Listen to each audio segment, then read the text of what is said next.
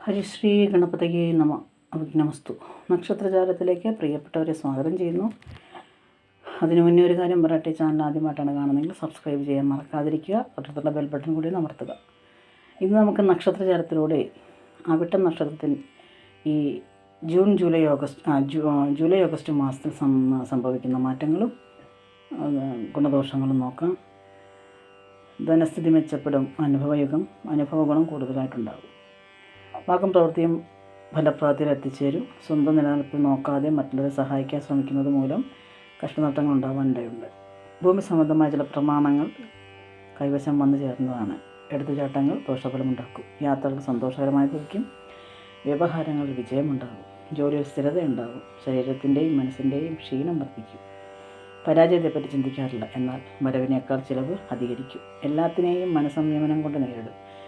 ശുക്ര-സൂര്യ പരിവർത്തനം മൂലം കർമ്മരംഗത്ത് വൻ നേട്ടം ഉണ്ടാകും. സാമ്പത്തിക ബുദ്ധിമുട്ടുകൾ മാറുന്നതിനുള്ള പരിഹാരം കാണും. കോടതി കേസുകളിൽ ഒക്കെ നല്ലൊരു ഫലം ഉണ്ട്. ഇത്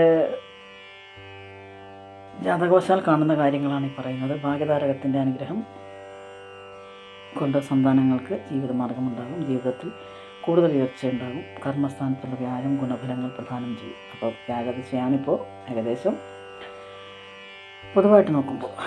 അപ്പോൾ പുതിയൊരു വീഡിയോയുമായി കാണുന്നവരെല്ലാവർക്കും നന്ദി, നമസ്കാരം.